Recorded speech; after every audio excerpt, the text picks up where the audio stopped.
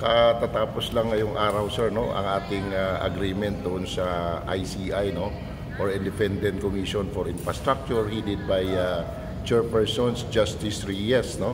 Doon kanina sa kanilang office sa Energy, Department of Energy.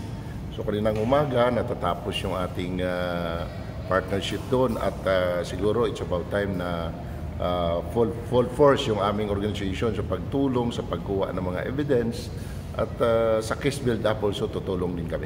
ICI and ang grupo po ninyo na Task Force Kasanag, no? Yes, oo, yung ating organization na Task Force Kasanag is headed, no, ng kanina at yun, meron na tayong memorandum of agreement at siguro ito na yung panahon, Sir Bernard, no, na mayroon tayong authority na kukuha na kung anong mang evidence na magagamit natin, no, sa pag-file ng pag-case build up against sa mga involved sa mga maanumaliyang infrastructure project ng government.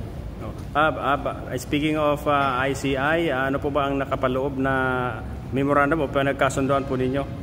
Yes, no, kung makikita natin sa ating agreement, no, na mabigyan tayo ng mga evidence ng mga concerned agencies na hihinga natin, no, susulatan natin at siguro mapo-forward din namin yung mga evidence doon sa mismo sa commission at doon din sa mga project na pwede nating mapicturan at makuna ng mga evidence, no. So importante at higit sa lahat yung ebidensya para mapabigat or magkaroon ng matibay na ebidensya yung mga kaso na ipafile ng ICI. Paglilinaw po, ang ICI ay binubuo po ng mga justices, pati yung government panel at non-government organization. Ilang NGO po ba ang isinali doon sa agreement? Well, in fact, kanina, parang kami lang yata, Sir Bernard, yung Task Force Kasanag lang yata. Kung nandun naman kanina yung Mayor for Good Governance, no, ni Mayor Benji Magalong. Nandun din ang IBP, Sir Bernard, no, Integrated Bar of the Philippines, National Office nila. At nandun din yung grupo ng mga civil engineers, no. So, at nandun din yung present ng aming partner din natin yung Philippine National Police. So sa NGO, tanging kayo lang po, grupo ninyo TFK? Nakita ko kanina, sir, parang kami lang yata.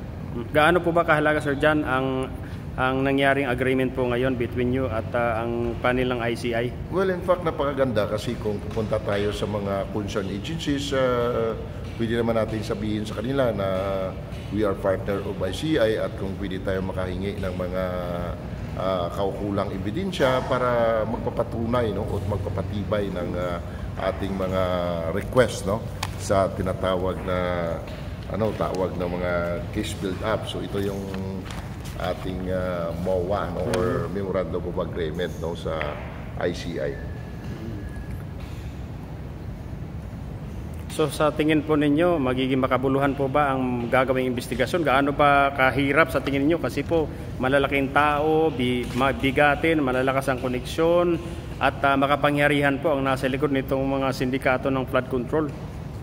Well, in fact, Sir Bernard, if you remember, no, if you recall nga 2022 pa, binabanata na natin itong mga DPWH project, no? Not only for DPWH, no, even other agencies concerned kasi yan ay advocacy namin. Hindi naman kami namin personal, kaya hindi naman kami dapat matakot kasi wala namang personalan ito eh.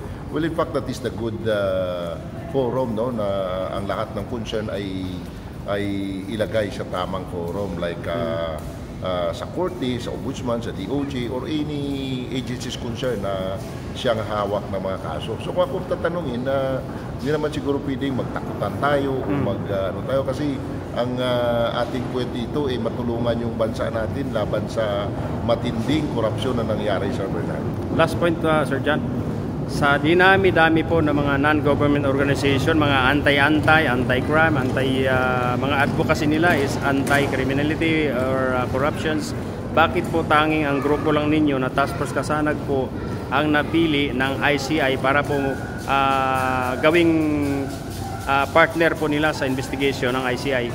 Well, siguro because of our relationship with Mayor Magalong, At the same time, kitang-kita naman yung aming advocacy since 2022 at nakapagbigay naman tayo ng mga documents prior to this agreement, Sir Bernard. At kanina lang may naibigay naman tayong mga dokumento. Kasi yung sa atin lang, ang importante at higit sa lahat, magtulungan para sa bayan.